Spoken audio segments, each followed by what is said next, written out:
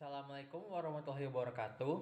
Kami dari kelompok 13 yang beranggotakan satu, Saya Abil Rusdi. kedua, saya pribadi Afrial Muhammad Daen. Ketiga, Saya Gavariel Daniswara.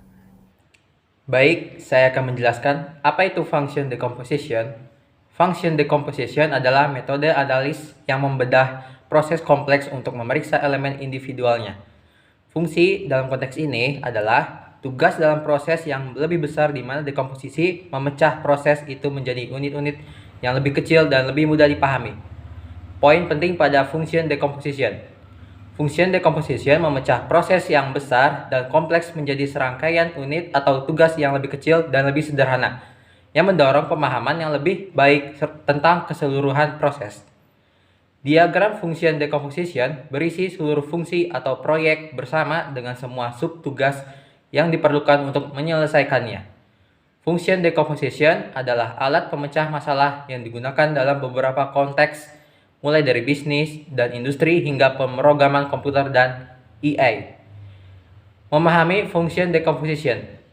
Function decomposition berawal dari matematika, di mana ia mengacu pada proses menganalisis hubungan dan hubungan antara semua komponen yang menciptakan hubungan fungsional sehingga fungsi aslinya dapat disusun ulang.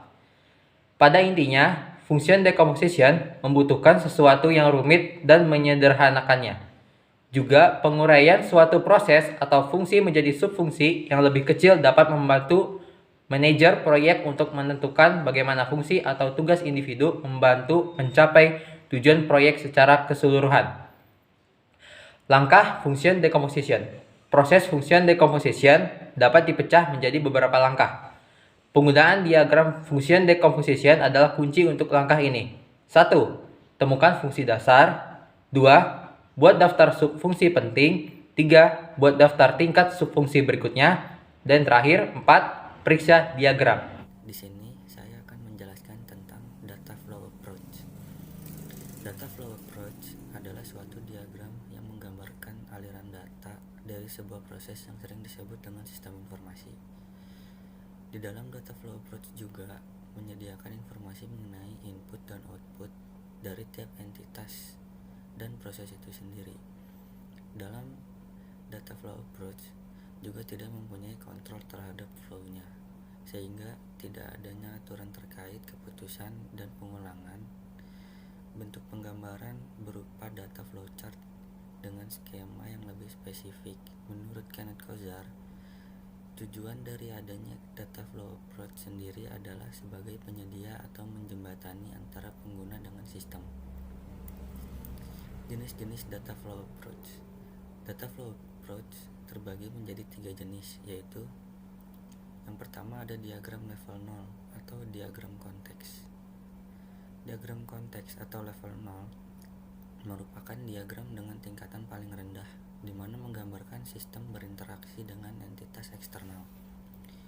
Yang kedua ada diagram level 1. Diagram level 1 merupakan lanjutan dari diagram konteks, di mana setiap proses yang berjalan akan diperinci pada tingkatan ini, sehingga proses utama akan dipecah menjadi sub-sub proses yang lebih kecil lagi. Yang ketiga ada diagram level 2. Diagram level 2 merupakan tingkat lanjutan dari level yang sebelumnya, di mana pada fase ini akan dijelaskan lebih detail terkait tiap prosesnya. Fungsi dari data flow approach.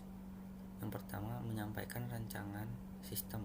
Dengan pembuatan data flow approach, maka proses penyampaian informasi menjadi lebih mudah dengan tampilan visual yang simpel dan dapat dimengerti oleh tiap stakeholder, di mana data yang disajikan mampu menggambarkan alur data secara terstruktur dengan pendekatan yang lebih efisien. Yang kedua, menggambarkan suatu sistem. Data flow approach dapat membantu proses penggambaran sistem sebagai jaringan fungsional. Maksudnya adalah di dalam jaringan terdapat berbagai komponen yang saling terhubung menggunakan alur data. Yang ketiga, perancangan model.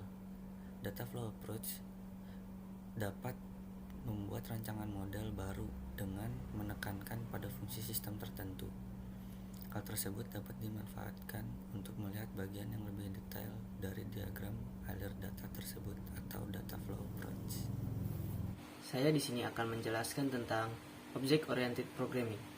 Object Oriented Programming atau OOP adalah suatu metode pemrograman yang berorientasi kepada objek. Tujuan dari OOP diciptakan adalah untuk mempermudah pengembangan program dengan cara mengikuti model yang telah ada di kehidupan sehari-hari.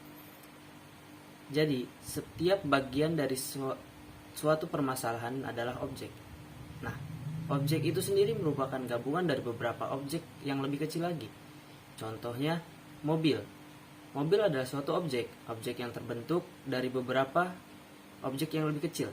Contohnya mesin, kursi, roda, dan lain-lain.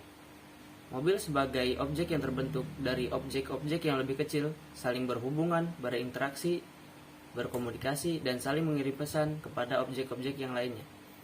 Begitu juga dengan program. Sebuah objek yang besar dibentuk dari beberapa objek yang lebih kecil. Objek-objek itu saling berkomunikasi dan saling berkirim pesan kepada objek yang lain. Konsep OOP. Pertama, abstract class merupakan deskripsi abstrak informasi dan tingkah laku dari sekumpulan data. Kelas dapat diilustrasikan sebagai suatu cetak biru atau prototipe yang digunakan untuk menciptakan objek. Prinsip ini sendiri berarti bahwa pengembang dapat memerintah suatu fungsi tanpa harus mengetahui cara kerja fungsi. Ini proses menyederhanakan konsep dunia nyata menjadi komponen yang mutlak diperlukan. Seperti saat menggunakan ponsel, Anda cukup memberi perintah tanpa mengetahui bagaimana prosesnya.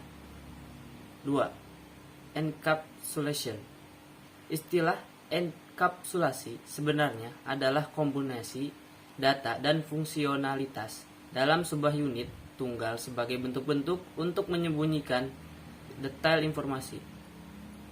Enkapsulasi menekankan pada antarmuka suatu kelas, atau dengan kata lain bagaimana menggunakan objek kelas tertentu. 3. Pewarisan. Kita dapat mendefinisikan suatu kelas baru dengan mewarisi sifat dari kelas lain yang sudah ada. Penurunan sifat ini bisa dilakukan secara bertingkat-tingkat, sehingga semakin ke bawah kelas tersebut menjadi semakin spesifik. 4. Polymorphisme. Polymorphisme merupakan kemampuan objek-objek yang berbeda kelas namun terkait dalam pewarisan untuk merespon secara berbeda terhadap suatu pesan yang sama. Polymorphisme juga dapat dikatakan kemampuan sebuah objek untuk memutuskan metode mana yang akan diterapkan padanya, tergantung letak objek tersebut pada jenjang pewarisan. Kelebihan OOP. Yang pertama, parallel development. Ketika bekerja sama dengan tim, masing-masing programmer dapat membangun kelasnya sendiri. Dengan membangun kelas sendiri, komponen-komponen yang sudah dibentuk kemudian dapat digabungkan menjadi suatu bagian. Hal ini tentu menghemat banyak waktu dibanding harus membangun kelas satu persatu. 2. Dapat digunakan kembali. Dengan OOP, kamu dapat menggunakan berbagai kelas yang telah kamu buat sebelumnya.